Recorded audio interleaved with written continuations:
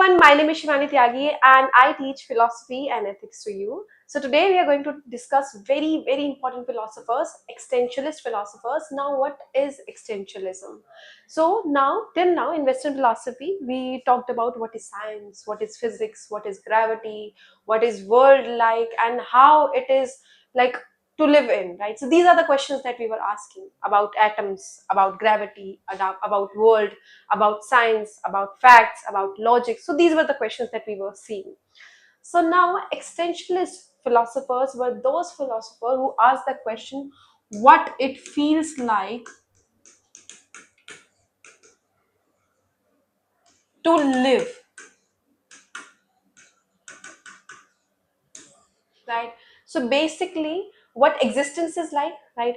And how we are actually living with each other and how we should live and what are the criterias and what are the facts. So these were the things that these existentialists were going through, what it means to exist and on what basis we should exist, right? So these are the philosophers who talk about such things. When Russell, Wittgenstein, right, so all these philosophers whose ideas were based on logic and science, their ideas were based on like on more about like how life should be, right? And about these philosophers, I really feel that each one of us, doesn't matter that if you are preparing for UPSC or not, doesn't matter if you are doing masters in philosophy or not, I feel that each and every philosopher should learn this philosophy. Why? Because in 2025 they still feel so relevant, still feel so relevant, and you're going to understand how their philosophy is so amazing to read. Now let's understand. So basically their focus is on human existence, freedom and responsibility. So they talks about what it feels like to be responsible and how we are going to have freedom, on what basis we'll have freedom, and when we'll have freedom, what are the responsibilities we are going to have, right? And when will we have this responsibility, what are the consequences we are going to face? Is this going to be like a web or are we actually going to be free? So these are the like type of questions that these existentialist philosophers ask. So the major figures that we are going to ask is, so okay, so most of the people read his name wrong. It's not Kierkegaard, it's Kierkegaard. It's Kierkegaard. Okay, so we are going to read Kierkegaard and Heidegger and Sartre. So mainly we are going to cover Sartre, but with that we are also going to understand Kierkegaard and Heidegger. Okay, now let's understand the philosophy. So they says that if existence came or essence. Now what is essence? Essence is that what you exactly are, the differentiation of you and me, right? On what basis we differ? Of characteristic, right? Like there is like this main universal thing that we all are homo sapiens, right? But there is some difference, there is something which makes me unique, which makes you unique, right? So that's essence, right? Some characteristics. And this is a question that if existence came or essence came, right? Traditional philosophy says that essence precedes existence, right? So traditional philosophy says that whatever or however we are living, right, it's pre-decided, we know this. And now we can like link this traditional philosophy to Indian philosophy, right? So Indian philosophy says this, that our life is like pre-decided, right? Whatever we are going to do, whatever actions that we are following, it's like pre-decided. And it tells us about Indian philosophy what? Dharma, karma. If you remember, and now I'm sure that you can relate to it, that dharma and karma is something which tells us that like there is one purpose that we have, and this purpose is because we have essence, right? So this purpose is pre-decided, right? So this purpose is something which is decided and we are just following that purpose, and whenever we'll achieve this purpose, whenever we'll have that purpose, we actually are fulfilling the existence of ours, right? So traditional philosophy feels that essence is first and then we have existence, right? Then we have existentialism. So these people believe that existence precedes essence. First we are existing, right? First is existence, then we are following essence.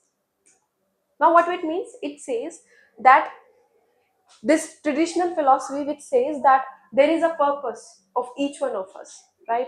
So this is denied by these philosophers, Heidegger, Sartre, all of these deny this. They say that whatever choices we are making, whatever responsibilities we are making, we are actually moving towards freedom, right? So moving towards individualism, and that's how we should make the choices in our life. So basically, he says, they philosopher existentialism says that essence is something which comes later. First comes existence, and that essence is decided on the choices that we make, right? So basically, I'm sure that you must have like heard this many times. Whenever we like get less marks or we fail in something, we try to put it on the situation that these were the circumstances. That's why I faced this problem, right? So these philosopher, existentialist philosopher, says that these are nothing but you are justifying the situation, and you should never do that, right? So human define themselves through choices. He says that choices are the one with which we make decisions, with which we move towards freedom, which he's going to tell later that freedom with is like there is like contamination. The freedom is condemned. When once you are born, you are like, it's like a web of responsibilities. You are stuck with it, right? So he says that each one of us, doesn't matter what situation you have, what doesn't matter what circumstances you are going through, doesn't matter how and where or what you were going through. Like there was this condition, right? So there was this problem that was generating, and with that we came to know that there are choices which are existing in each one of us, right? And we had to make choices, and he said that we should not justify it, right? Next, he says that emphasize on individual faith and subjectivity. Now Kierkegaard, he actually says, he talks about faith. Now faith and subjectivity, basically faith is something which is making us believe, right? So he says that we should actually move towards individuality. Subjectivism should be there, right? Whatever choices we are making, that should be our personal one, right? Stages of life: aesthetic, ethical, and religious. So aesthetic is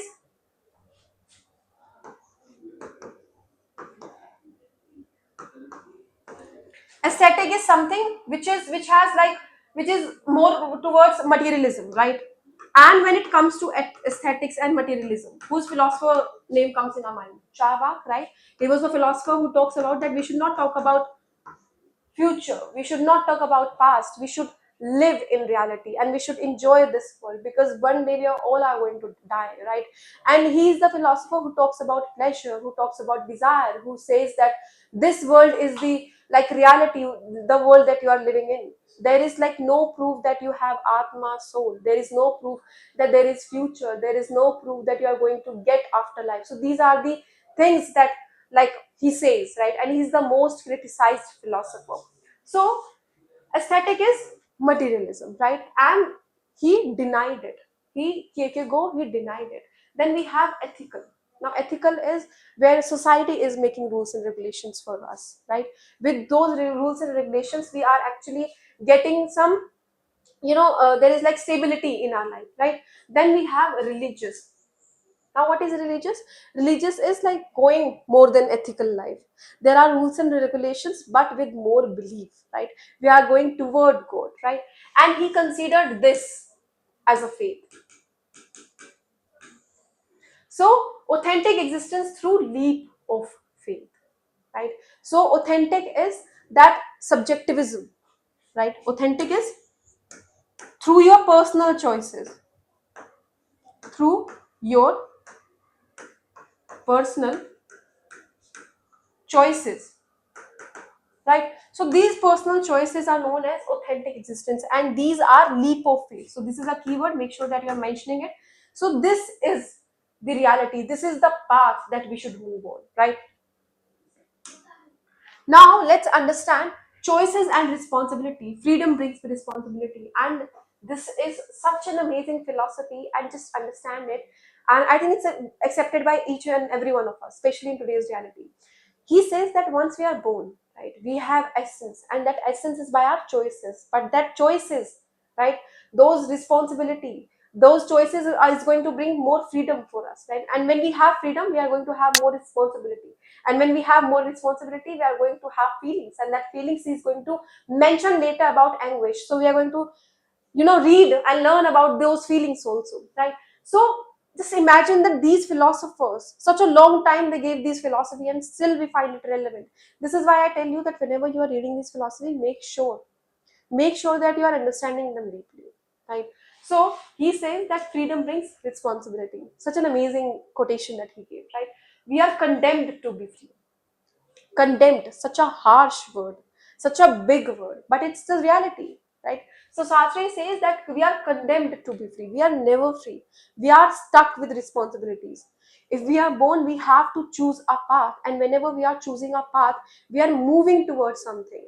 And whenever we are moving towards something, we are trying to achieve something, we are going to hold some feelings, and with that feeling, that anguish feeling, that anger feeling, that fear feeling is going to force us to take more and more steps, to make more and more responsibilities, to make more and more choices, right? So every choice shapes our essence, and this can be seen in today's life. Like, what you are today, you were not yesterday, right? And you won't be tomorrow. Understood? Why? Because you are changing. There are some changing, and it's very important. And with this, I remember a philosopher, Hegel, and he says that changes are important, right? And we should have changes in our life.